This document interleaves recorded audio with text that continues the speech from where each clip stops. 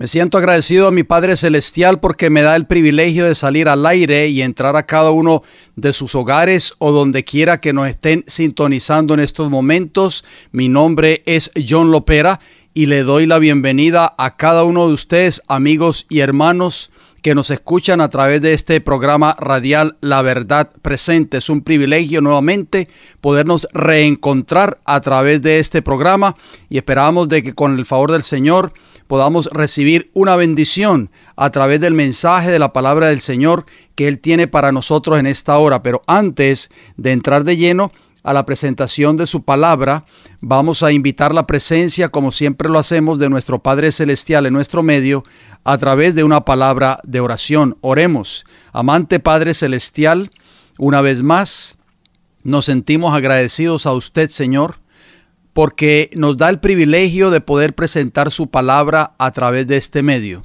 Queremos agradecerle, Señor, por su amor y por su misericordia, por el perdón de nuestros pecados, por la sangre preciosa de Cristo Jesús, que fue derramada por cada uno de nosotros en la cruz del Calvario. Invitamos que la presencia del Espíritu Santo sea nuestro dirigente en este programa de hoy.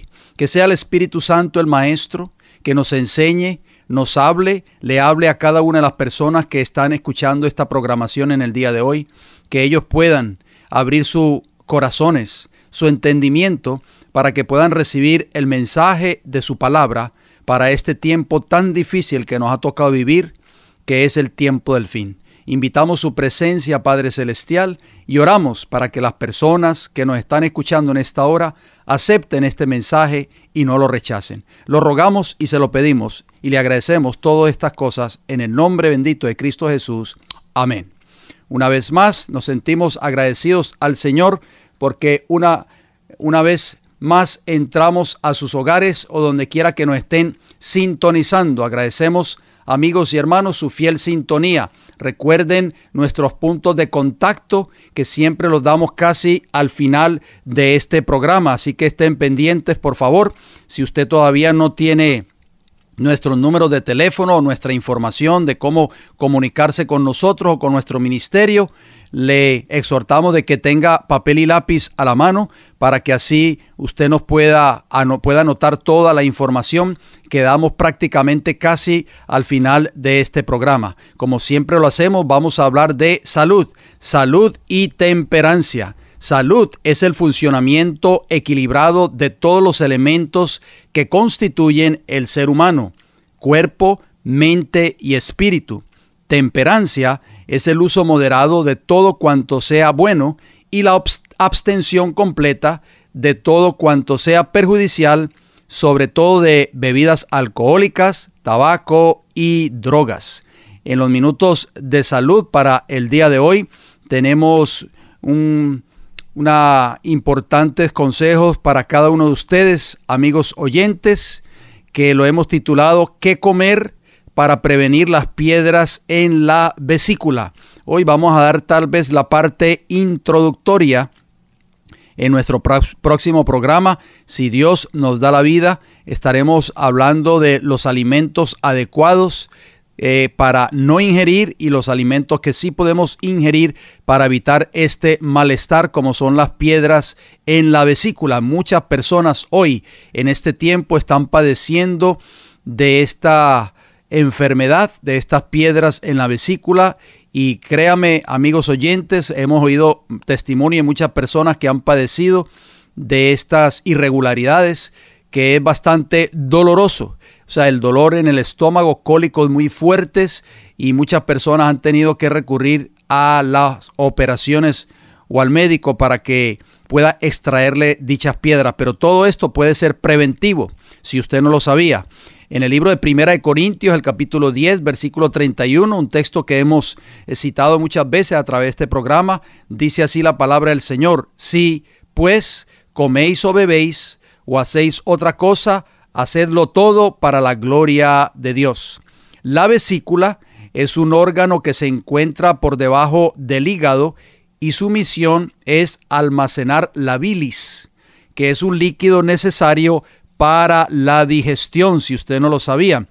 A veces se forman cálculos que pueden tener consecuencias. Esas piedras llamados cálculos biliares, pueden ser tan pequeñas como la cabeza de un alfiler o tan grandes como un huevo de gallina.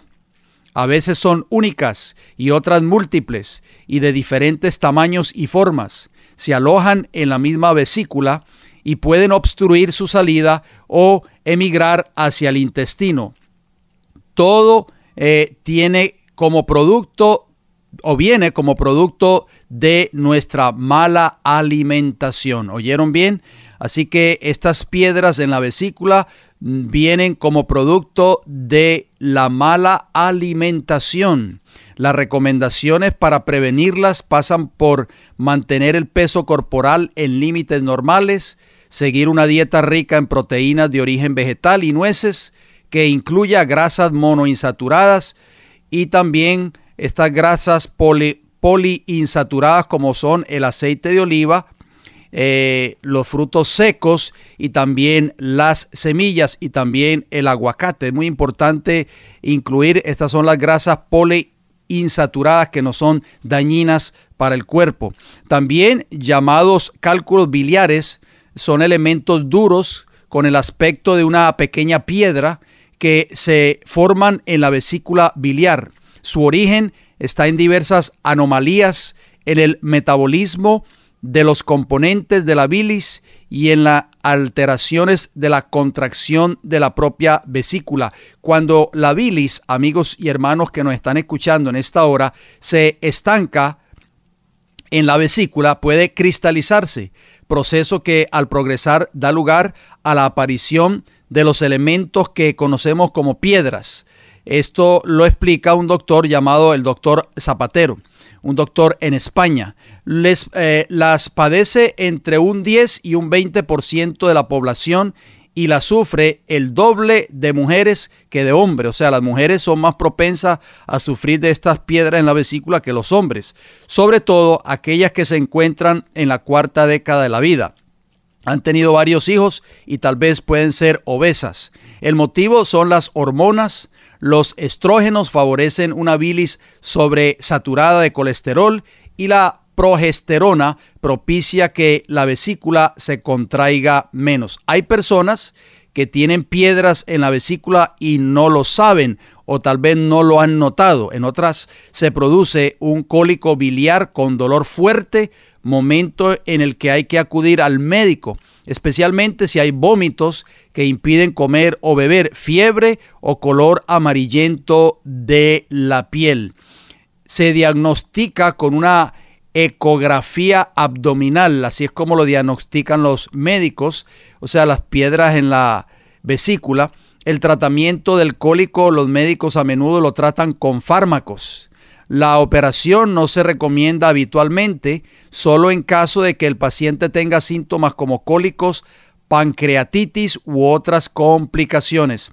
Son muchas personas, queridos amigos y hermanos, que están padeciendo de piedras en la vesícula. Otras han tenido que recurrir a operaciones o pasar por el quirófano. Pero si adoptamos una dieta como el Señor la ha dejado en su palabra, oigan bien, nos ahorraríamos mucho dolor, nos ahorraríamos todos estos problemas. Todo esto se puede prevenir con una buena alimentación conforme está establecido en la palabra del Señor.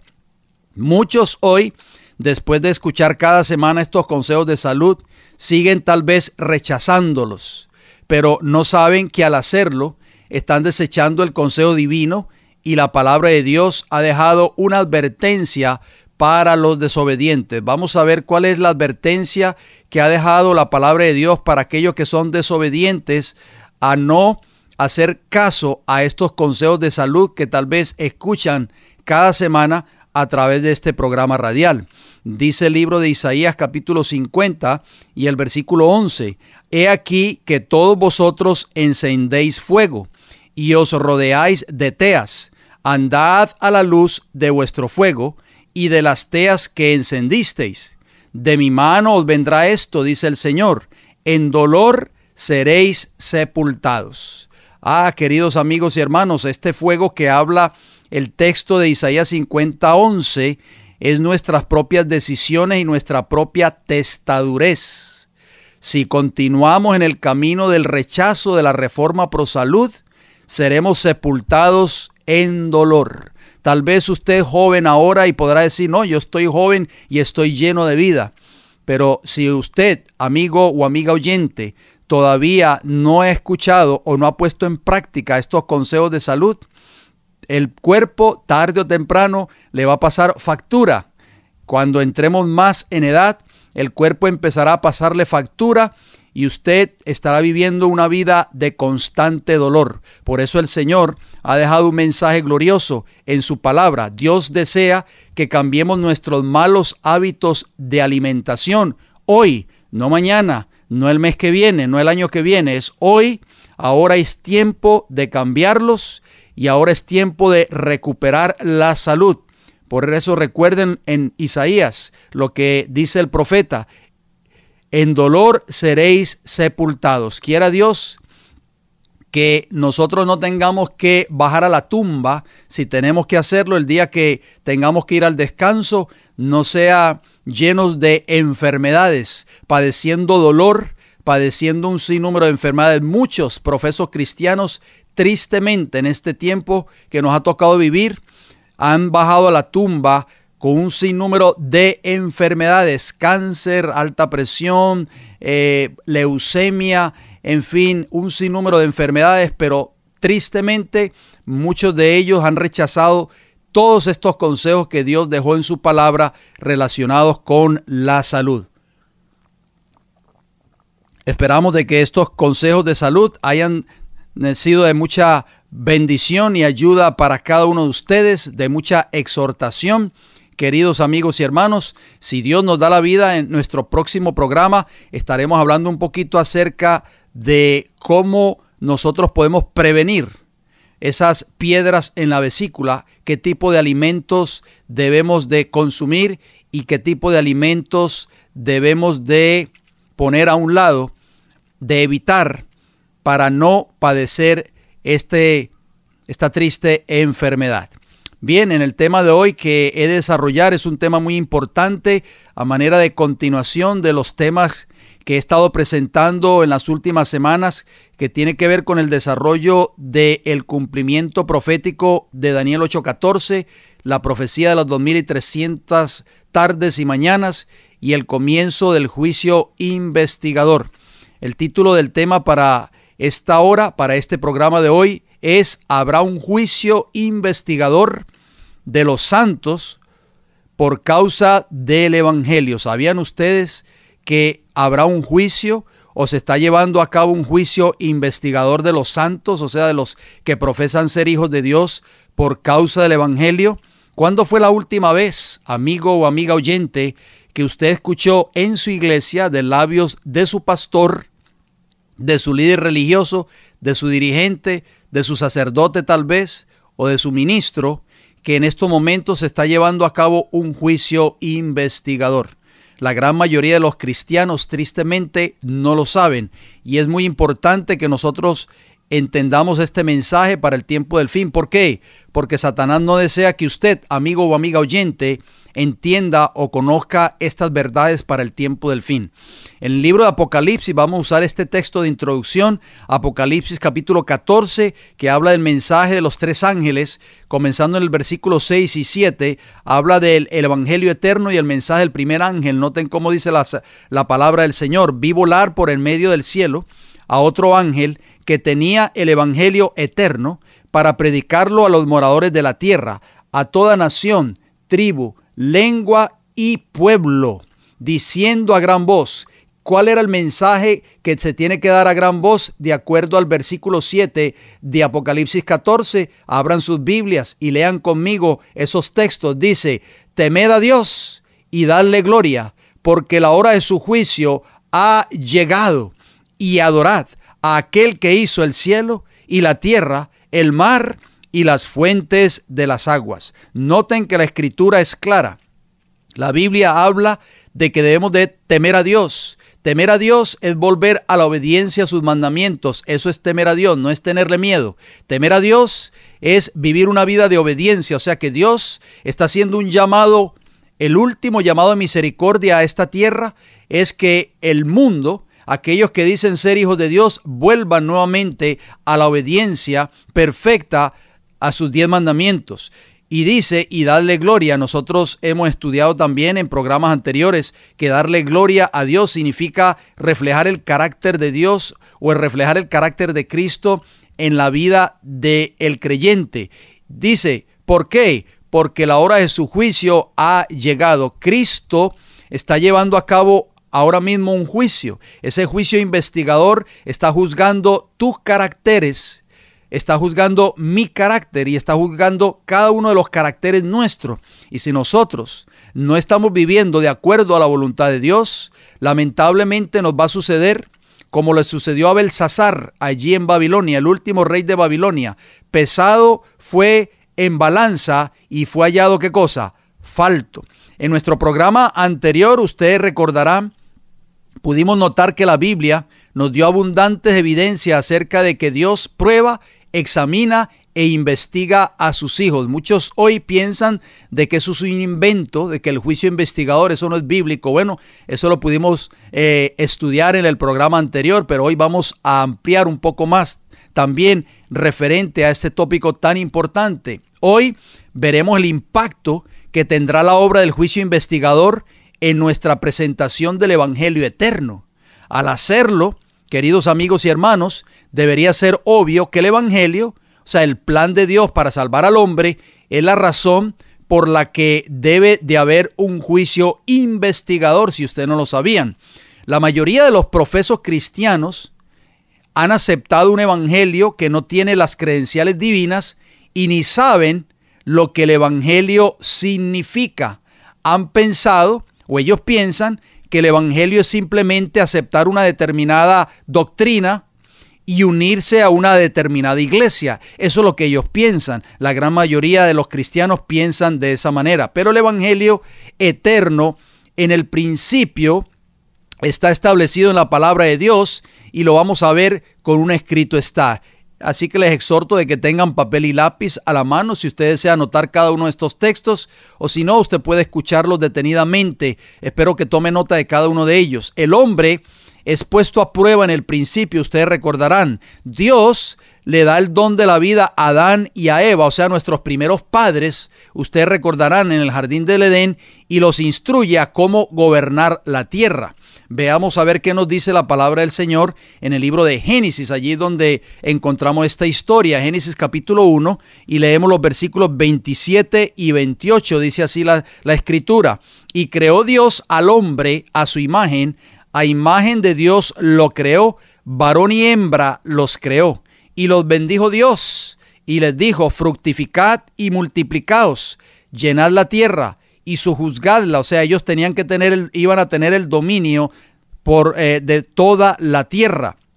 Y señoread en los peces del mar. Esa palabra señorear quiere decir tener el dominio en los peces del mar, en las aves de los cielos y en todas las bestias que se mueven sobre la tierra. Ahí podemos darnos cuenta, queridos amigos y hermanos, que Dios prácticamente cuando creó al hombre, o sea, cuando creó a nuestros primeros padres, Adán y Eva, les dijo fructificad y multiplicaos. Eso era el plan original de Dios, por supuesto.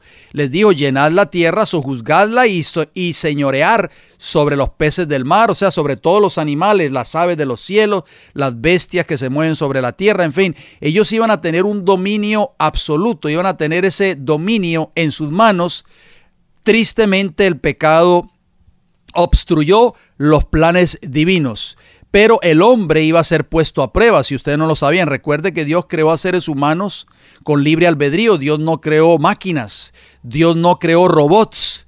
Dios creó a seres humanos pensantes con la libertad para escoger servirle o no servirle a Dios. Vemos en el libro de Génesis capítulo 2 y ahí vamos a leer los versículos del 15 al 17. Dice así la escritura: tomó pues Jehová Dios al hombre y lo puso en el huerto de Edén para que lo labrara y lo guardase. Ese fue el hogar de nuestros primeros padres. Noten lo que dice el versículo 16. Y mandó, esa palabra mandó es mandamiento, o sea, les dio un mandamiento. Y mandó a Jehová Dios al hombre diciendo: de todo árbol del huerto podrás comer, mas el del árbol de la ciencia del bien y del mal no comerás. O sea, eso fue un mandamiento que el Señor les dio.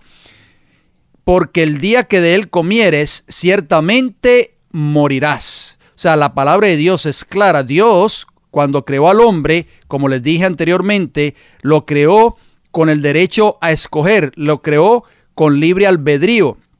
No creó robots, Dios no creó máquinas. Dios creó a un ser pensante, a un ser humano pensante, varón y hembra, los creó y les dio el árbol de la ciencia del bien y el mal. Ese árbol es símbolo de la obediencia a la ley moral de Dios. O sea, si ellos obedecían el mandato de Dios, iban a vivir.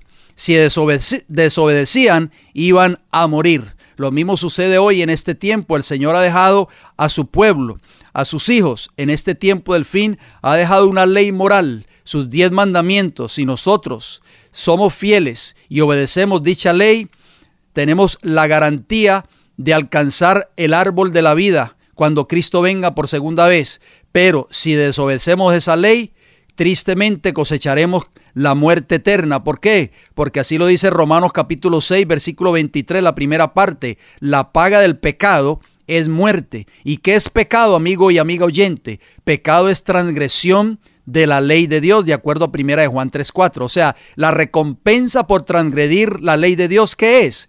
Muerte. Ningún ser humano entrará al cielo transgrediendo algún principio de la ley moral de Dios. Cuando Adán y Eva fueron instalados en el hermoso huerto del Edén, tenían todo cuanto podían desear para su felicidad. Pero Dios, para cumplir sus omniscientes designios, quiso probar su lealtad antes que pudieran ser considerados eternamente fuera de peligro. Y es muy importante porque la palabra probar en inglés es test. Es como una prueba, una examinación o evaluación crítica, un juicio. Probar, de acuerdo al diccionario Webster, la página 1103. O sea que el destino eterno del hombre fue puesto a prueba en el árbol de la ciencia del bien y el mal. La lealtad de Adán y Eva en ese entonces, el amor a Dios y la obediencia a la ley de Jehová fueron puestos a prueba, pero tristemente nosotros conocemos el resultado de este asunto. ¿Por qué? Porque nuestros primeros padres cayeron, cedieron a la tentación y desobedecieron a Dios. Después de la caída, Dios, en su amor y misericordia, querido amigo y amiga que nos escucha en esta hora, Dios le da al hombre una segunda oportunidad. Eso lo vemos en el libro de Génesis, allí mismo, el capítulo 3, versículo 6 primeramente y el versículo 7. Dice así, Génesis 3, 6 y 7. Y vio la mujer que el árbol era bueno para comer y que era agradable a los ojos y árbol codiciable para alcanzar la sabiduría, y tomó de su fruto y comió, y dio también a su marido, el cual comió así como ella.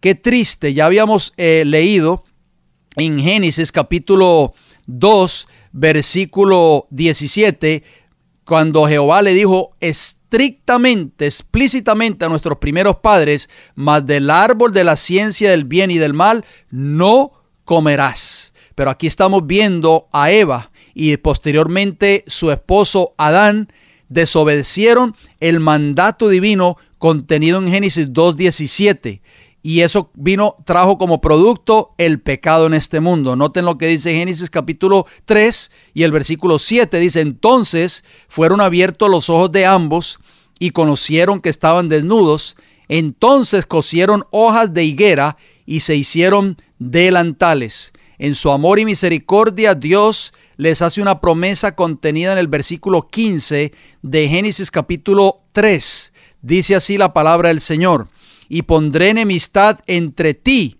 y la mujer, y entre tu simiente y la simiente suya. Esta te herirá en la cabeza, y tú le herirás en el calcañar. O sea, Dios estaba prometiéndole a nuestros primeros padres, allí en ese versículo 15 de Génesis 3, que iba a venir la simiente de la mujer.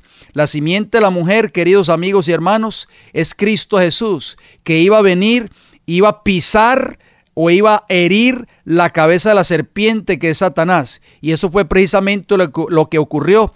La simiente de esa mujer, Cristo Jesús, vino a su debido tiempo a este mundo. Al cumplimiento del tiempo, Cristo nació del vientre de su madre María y vino y vivió como un ser humano en esta tierra, se encarnó y murió por cada uno de nosotros en la cruz del Calvario. En ese momento, Cristo le propina esa herida de muerte a la serpiente Satanás. El pecado de Adán en el Edén sumió tristemente a la raza humana en la miseria y la desesperación.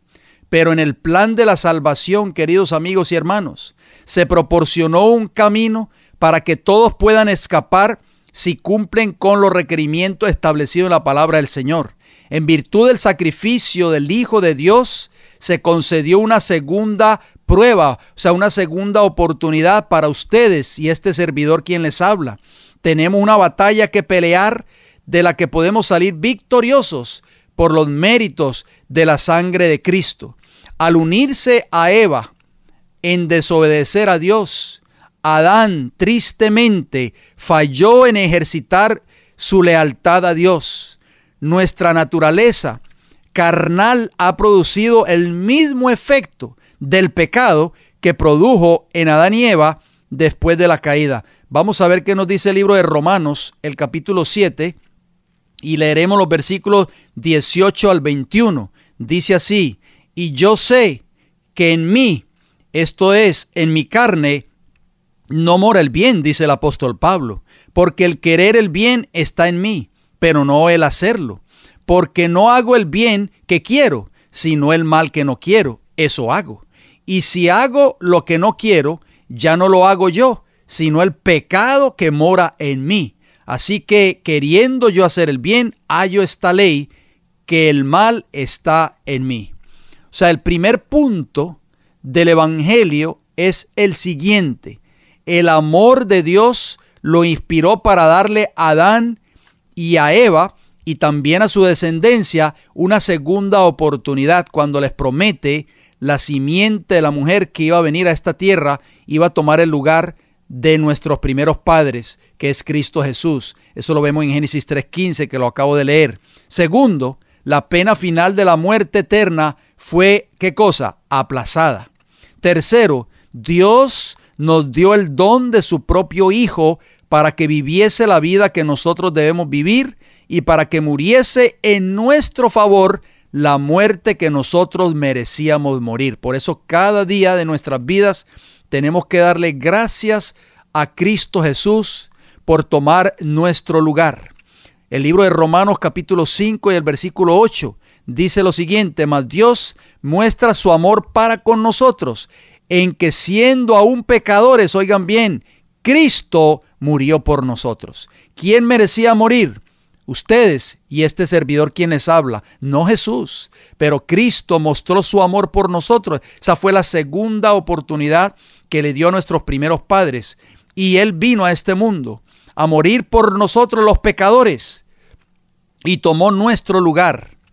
En el libro de 2 de Corintios, el capítulo 5 y el versículo 21, noten cómo lo escribe la palabra del Señor. Un texto muy hermoso también. 2 de Corintios 5:21 dice así: al que no conoció pecado. ¿Quién es ese que no conoció pecado? Cristo Jesús, por supuesto. Por nosotros lo hizo pecado, para que nosotros fuésemos hechos justicia de Dios en él. O sea, mis queridos amigos y hermanos, Cristo fue tratado como nosotros merecemos, a fin de que nosotros pudiésemos ser tratados como Él se merece. Fue condenado por nuestros pecados, en los que no había participado, a fin de que nosotros pudiésemos ser justificados por su justicia, en la cual no habíamos participado. El punto número 4. Dios manda a todos los que desean ser perdonados de sus pecados por la fe a recibir a Jesús como su Salvador personal. de acuerdo a Juan capítulo 1, versículo 12. Arrepentirse de todos sus pecados, de acuerdo a Mateo 4:17. Y a confesar sus pecados, de acuerdo a primera de Juan capítulo 1, versículo 9.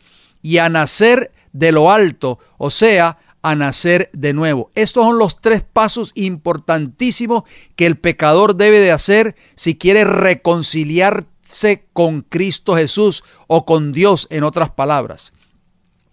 Recibir a Cristo como su Salvador personal, dejar que Cristo tome control de su vida, que Él dirija su vida de hoy en adelante. Eso es dejar que Cristo tome control de su corazón. Ya no va a vivir usted, como decía el apóstol Pablo en Gálatas 2:20.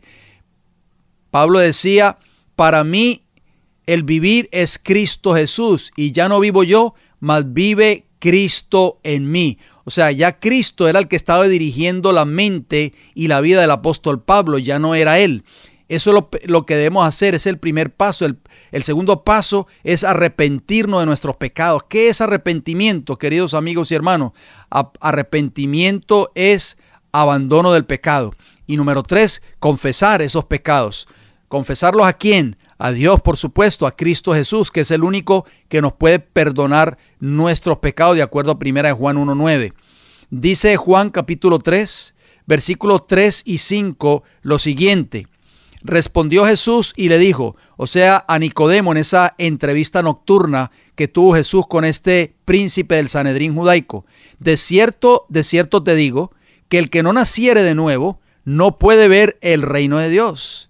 O sea que tenemos que volver a nacer si queremos entrar algún día al reino de los cielos. El versículo 5, Cristo le repite nuevamente las palabras a Nicodemo. Respondió Jesús, de cierto te digo, que el que no naciere de agua y de espíritu, y del espíritu, no puede entrar en el reino de Dios. Muy importante, o sea que ese cuarto paso es el nuevo nacimiento, es la nueva vida en Cristo Jesús. Tenemos que abandonar nuestra vida de pecado. Tenemos que tomar la decisión hoy. Esta decisión no la podemos seguir posponiendo, queridos amigos y hermanos. ¿Por qué? Porque no sabemos cuándo usted y yo seremos llevados ante el tribunal de Cristo. Y si usted y yo, Dios no lo quiera, somos llamados al descanso, prácticamente su gracia se ha cerrado para usted por toda la eternidad. Y si usted o yo morimos en pecado, si morimos todavía viviendo en desobediencia a la ley moral de Dios, tristemente estamos perdidos o estaremos perdidos por toda la eternidad. Por eso estos programas son tan importantes. Este programa es como un llamado que el Señor nos está haciendo a ustedes y a este servidor quien les habla, por supuesto, para que volvamos nuevamente al camino de la obediencia. Volvamos y entreguemos nuestra vida al Señor antes de que sea demasiado tarde. El quinto paso o el quinto punto: así como Adán y Eva fueron probados, los pecadores que aceptan a Cristo también son probados. Este es el aspecto número 5 del plan de Dios para abrir de nuevo la puerta de la eternidad. Noten cómo dice el libro de los Hechos, el capítulo 14 y el versículo 22. Dice, confirmando los ánimos de los discípulos, exhortándoles a que permaneciesen en la fe y diciéndoles, es necesario que a través de muchas tribulaciones entremos en el reino de Dios. O sea, la vida del cristiano no es una vida de color de rosa todo el tiempo. La vida del cristiano también enfrentará la tribulación. ¿Por qué? Porque es el plan de Dios para purificar tu carácter, para purificar mi carácter. A través de las tribulaciones, a través de las pruebas, nosotros somos purificados a la imagen y semejanza de Cristo Jesús. La Biblia es clara al enseñar que la cruz del Calvario no es una forma para desviar la prueba del ser humano. Cristo también pasó por pruebas, si ustedes no lo sabían. Y la prueba principal de Cristo Jesús o de la vida de Cristo Jesús fue prácticamente el Calvario.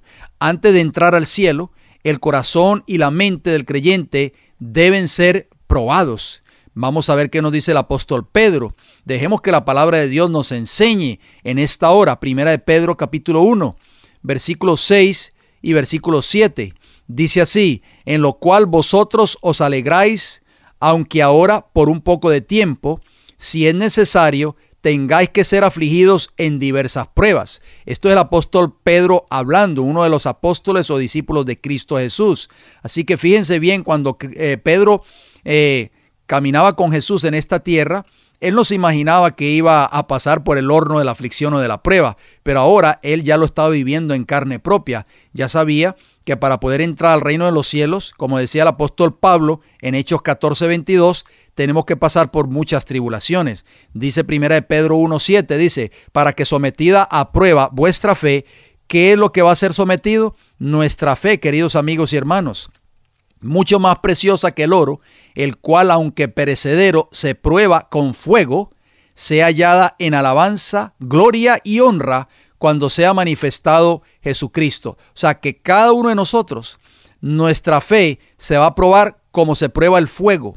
¿Para qué? Para que cuando Cristo venga por segunda vez a esta tierra a buscarnos a nosotros, estemos viviendo una vida de obediencia, de gloria y de alabanza cuando Cristo sea manifestado. O sea, nuestra fe está siendo sometida a juicio. Si usted no lo sabía, querido amigo y amiga radioyente, en esta hora es muy importante que usted considere lo que usted está escuchando en estos momentos. Hay una palabra clave allí en 1 Pedro capítulo 1, versículo 7. Dice, aunque perecedero se prueba con fuego.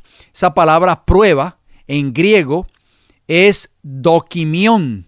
Y dokimión significa prueba, juicio, confiabilidad, digno de confianza, de acuerdo al diccionario griego de Strong's 1383 y la página 23. Así que es muy importante que nosotros consideremos esto, que Dios ahora mismo está probando la fe suya y la fe mía, la está pasando por el horno de la aflicción. Eso quiere decir que nos está sometiendo a un juicio. ¿Pasaremos nosotros esa prueba, querido hermano y hermana? ¿Cómo pretendemos nosotros pasar esa prueba del juicio si todavía continuamos violando algún principio moral de la ley de Dios? Piense por un momento, por favor.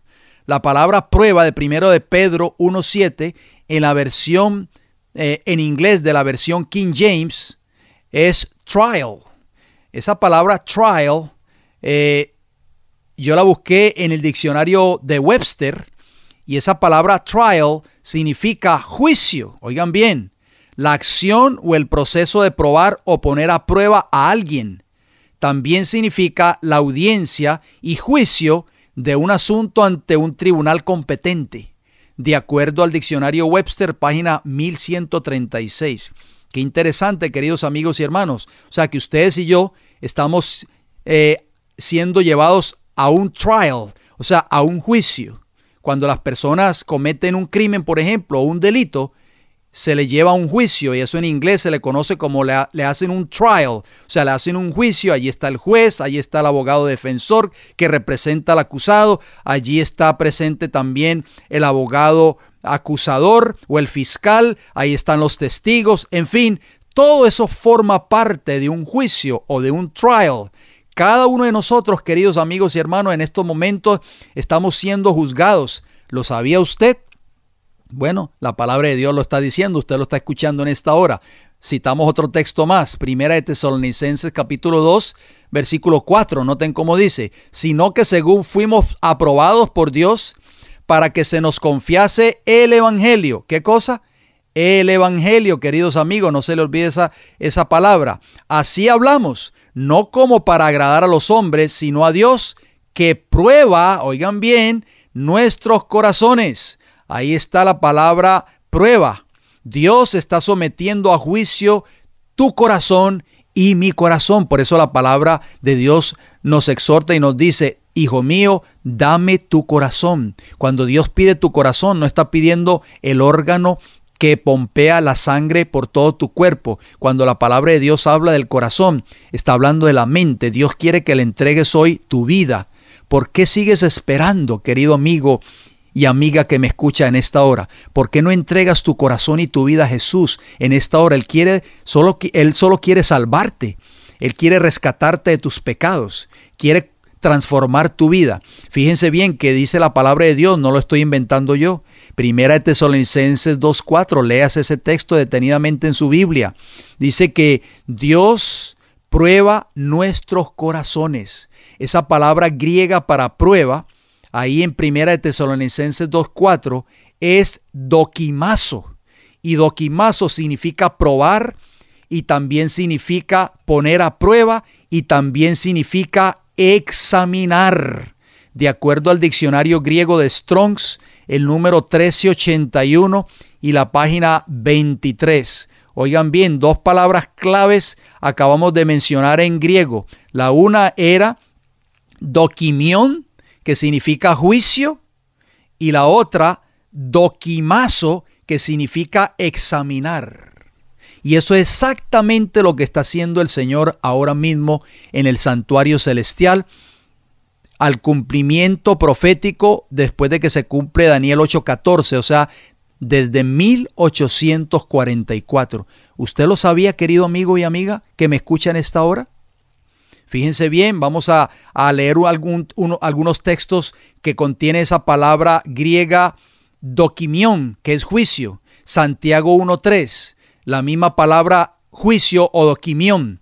Sabiendo que la prueba, ahí está la palabra prueba, dokimión, de vuestra fe produce paciencia. Todos los días, desde que nos levantamos hasta que nos acostamos, en nuestros trabajos, cuando estamos en la casa, cuando estamos en las tiendas, cuando vamos al supermercado, cuando vamos al centro comercial, inclusive cuando vamos a la iglesia, Dios está pasando nuestra vida por juicio, está probando tu vida y está probando mi vida. Noten lo que dice Santiago capítulo 1 y el versículo 12, la misma palabra dokimos. Fíjense bien que significa investigación. Bienaventurado el varón que soporta la tentación, dice Santiago, porque cuando haya resistido la prueba, ahí está la palabra prueba, dokimos, que significa investigación, recibirá la corona de vida. Todos y cada uno de nosotros tenemos que pasar esa investigación antes de recibir la corona de vida. ¿Usted creía que ser cristiano es solamente ir a la iglesia y decir gloria a Dios y aleluya? Sigue diciendo Santiago 1:12 que Dios ha prometido a los que le aman. Queridos amigos y hermanos, las pruebas y las tentaciones del cristiano son el método que usa Dios para investigar nuestras vidas. Dios manifestará las intenciones de nuestros corazones para que sean establecidos e irreprensibles. Número 1, debemos purificar nuestros corazones. ¿Qué dice la palabra del Señor? Que debemos purificar nuestros corazones, o sea, nuestras mentes, nuestras vidas. No podemos seguir viviendo en pecado y pretender ir al cielo. No, mis queridos amigos y hermanos, la Biblia dice claramente que debemos de purificarnos de todos nuestros pecados si queremos tener la esperanza de entrar algún día al reino de los cielos. Por eso Jesús se lo dijo bien claro a Nicodemo en Juan 3:3 y Juan 3:5. El que no naciere de nuevo, el que no naciere de agua o de espíritu, no puede ver el reino de Dios. Noten lo que dice Hebreos capítulo 10, versículo 22. Acerquémonos con corazón sincero, en plena certidumbre de fe, purificados, oigan bien, purificados los corazones. ¿Qué tenemos que purificarnos, hermanos?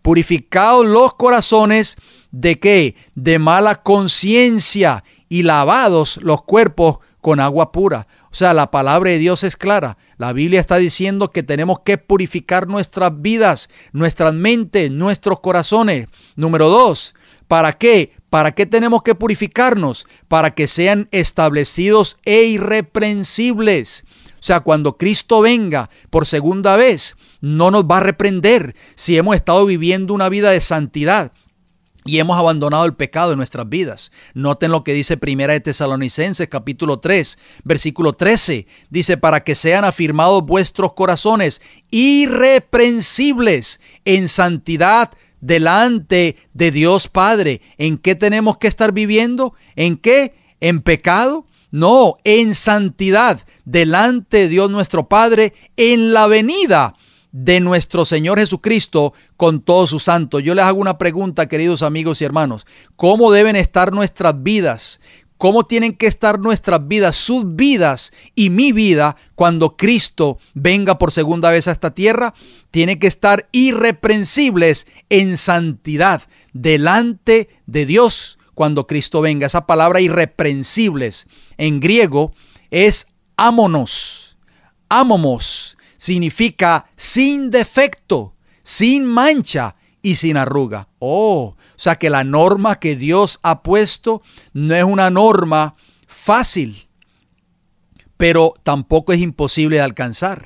Así que si usted cree que por solamente decir que usted es cristiano y que es miembro de tal iglesia o es miembro de determinada denominación religiosa y lleva 20 años en esa iglesia, si usted no está viviendo una vida de santidad, si usted no está viviendo una vida irreprensible delante de los ojos de Dios, esa palabra irreprensible es ámomos, que es sin defecto, sin mancha y sin arruga, de acuerdo al diccionario griego de Strong's 299 y la página 6, quiere decir, querido amigo y hermano, que si nosotros no alcanzamos este ideal, no alcanzamos esta norma, lamentablemente las puertas del cielo se cerrarán para nosotros eternamente. Si fuésemos defectuosos de carácter, no podríamos pasar por las puertas que la misericordia ha abierto para el obediente, pues la justicia está a la entrada y exige santidad y pureza en todos los que quieran ver a Dios.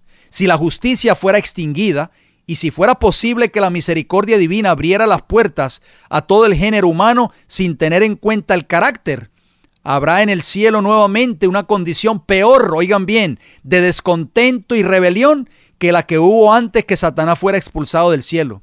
Se quebrantarían la paz, la felicidad y la armonía en el cielo. El traslado de la tierra al cielo no cambiaría los caracteres de los hombres. La felicidad de los redimidos en el cielo es el resultado de los caracteres formados en esta vida a semejanza de la imagen de Cristo. Los santos en el cielo, queridos amigos y hermanos, primero habrán sido santos en la tierra. ¿Cómo pretender llegar al cielo cuando aquí nosotros estamos todavía enfrascados en peleas, en resentimientos, discordias, en chismes, en críticas, en malas palabras, en un vocabulario vulgar todavía? En fin, ¿cómo? Imposible. Número 3. ¿Por qué es importante esto? Bueno, para que santifiquemos a Dios en nuestros corazones. Primera de Pedro 3:15 nos dice, sino santificad a Dios el Señor en vuestros corazones. Nuevamente la palabra de Dios es específica, enfatiza nuevamente la importancia de tener un corazón nuevo. Dice que debemos santificar a Dios en nuestros corazones y estar siempre preparados para presentar defensa con mansedumbre y reverencia ante todo el que os demande razón de la esperanza que hay en vosotros. Dice el libro de los Salmos, el Salmo 7 del versículo 9, fenezca ahora la maldad de los inicuos, mas establece tú al justo, porque el Dios justo prueba la mente y el corazón. Dios está probando tu mente, querido amigo y hermana. Está probando mi mente. Cada día Dios está probando nuestros corazones. Noten lo que dice Primera de Crónicas, capítulo 28 y el versículo 9.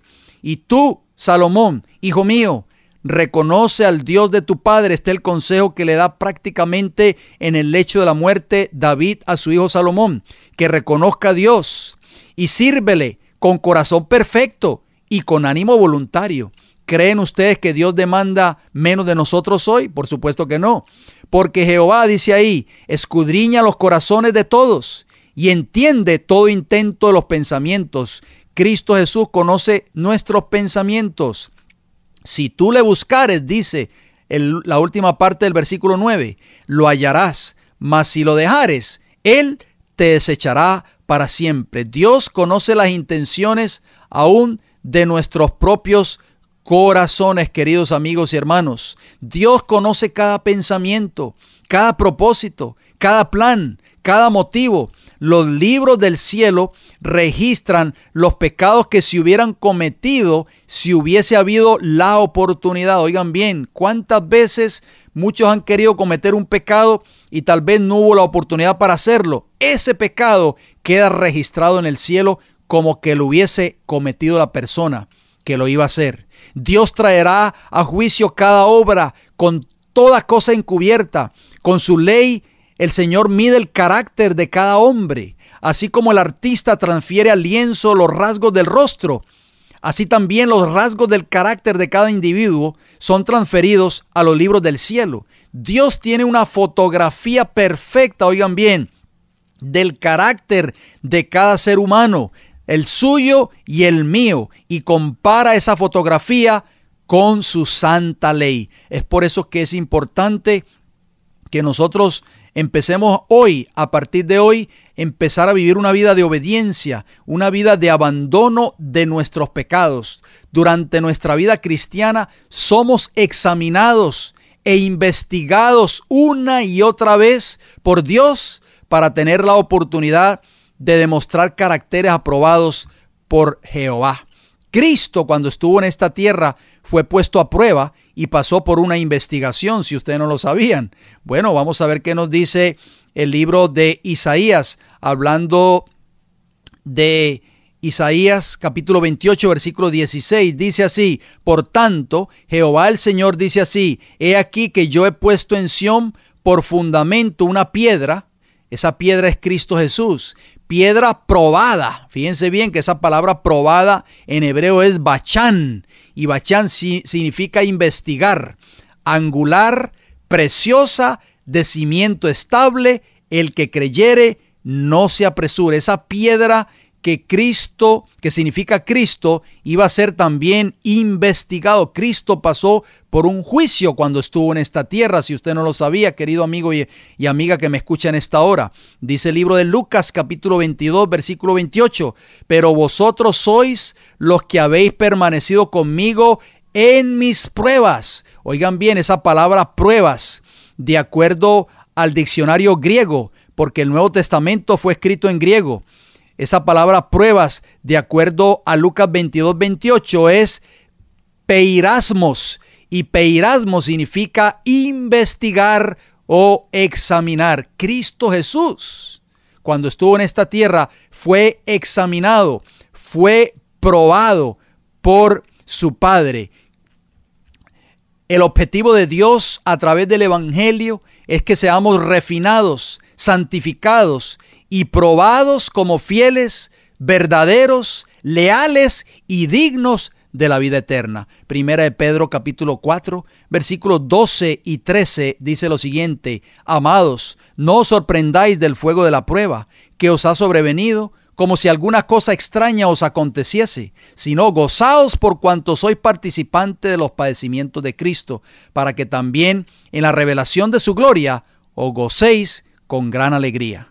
Santiago capítulo 1, versículo 12 nos dice: bienaventurado el varón que soporta ¿qué? La tentación, porque cuando haya resistido la prueba, o sea, cuando haya resistido el examen, cuando haya resistido ese juicio, recibirá ¿qué cosa? La corona de vida que Dios ha prometido a los que le aman. Apocalipsis capítulo 1, versículo 5 dice también la palabra del Señor: y de Jesucristo, el testigo fiel, el primogénito de los muertos y el soberano de los reyes de la tierra, al que nos amó y nos salvó de nuestros pecados con su sangre. Cristo Jesús te puede salvar hoy, amigo y amiga que me escuchas. Cristo Jesús te puede salvar de tus pecados. ¿Estás dispuesto de entregarle tu vida a Jesús hoy? Muy pronto tú y yo seremos llamados ante el tribunal de Cristo. ¿Qué haremos cuando tengamos que compadecer ante ese tribunal? Y es por eso que el Señor está haciendo un llamado en este tiempo del fin. Es por eso que es tan relevante el mensaje de los tres ángeles para este tiempo del fin. Específicamente el mensaje del primer ángel. El mensaje del primer ángel tiene que ver con el evangelio eterno, y con temer a Dios y con darle gloria. O sea, comenzar a vivir una vida de obediencia. El Evangelio no es solamente decir Jesús murió por mí en la cruz del Calvario. El Evangelio es una transformación de vida, es una transformación de carácter, es la victoria sobre todos nuestros pecados. Eso es el poder del Evangelio. Por eso Pablo pudo dar testimonio. En Romanos capítulo 1, versículo 16, Pablo dijo, yo no me avergüenzo del Evangelio, porque es poder de Dios para salvación. Al judío primeramente y también al griego. O sea, Pablo pudo dar testimonio que a través del poder del Evangelio, él fue salvado, él fue rescatado de sus pecados. Cristo puede obrar de esa misma manera hoy en tu vida. ¿Qué tienes que hacer? Lo único que tienes que hacer es entregar tu corazón a Jesús. Por eso Cristo Jesús en el libro de Apocalipsis, el capítulo 3 y el versículo 20, hace un llamado a tu vida en el día de hoy. He aquí, yo estoy a la puerta y llamo. Si alguno oye mi voz y abre la puerta, entraré a él y cenaré con él y él conmigo. Es el llamado que Cristo Jesús te quiere hacer hoy a ti pecador, a ti pecadora. El Señor quiere que tú lo dejes entrar en tu vida, en tu corazón. Quiere que lo dejes que forme parte de tu vida. Y yo sé que tal vez usted, amigo o amiga oyente, se estará haciendo la pregunta, es que yo no sé qué hacer, no sé qué paso a dar. ¿Cómo puedo hacer yo para entregar mi vida a Jesús? Bueno, si usted quiere más información en cuanto a eso, si usted desea estudiar un poco más la palabra de Dios y prepararse para entregar su vida a Jesús y para formar parte del pueblo remanente que ha de esperar a Jesús en gloria y majestad por segunda vez a esta tierra, comuníquese con nosotros, llámenos, nosotros con mucho gusto le visitaremos en su hogar si así usted lo desea. Usted nos puede también escribir el Heraldo del Evangelio Eterno, P.O. Box 1333. La ciudad se llama Riverview, Florida, 33568. Así usted nos puede escribir vía correo postal. Si usted prefiere llamarnos, nos puede llamar a los siguientes números de teléfono: 484-6418, 774-2995. Repito, 484-6418, 774-2995. Ambos números de teléfono con el código de área 813. Si usted desea escuchar estos mensajes o otros mensajes, tal vez nos puede visitar en nuestra iglesia local. Visítenos en nuestra iglesia del Evangelio Eterno, 4403 Avenida Hubert, con H, se escribe H-U-B de bueno, E-R-T, Hubert Avenue o Avenida, Tampa, Florida, 33614. Allí estamos todos los miércoles a partir de las 7:30 de la noche y todos los sábados a partir de las 9:30 de la mañana. Recuerden que también tenemos una mesa de literatura cristiana, folletos, libros, CDs o DVDs. Usted nos puede visitar allí en el Pulguero o en el Flea Market de la calle 22 de la avenida este de Hillsboro. Allí adentro del Flea Market, al frente de la cafetería, tenemos nuestra mesa de literatura cristiana gratis. Visítenos, vaya y dése una vuelta por allí y usted podrá conocernos, podremos conversar con usted. Si desea que oremos con usted, pues es una buena oportunidad para que usted nos pueda conocer. Amigos y hermanos, gracias por su atención prestada en esta hora. Esperamos de que este programa haya sido de mucha bendición para cada uno de ustedes y con el favor del Señor nos vamos a comunicar en nuestra próxima oportunidad.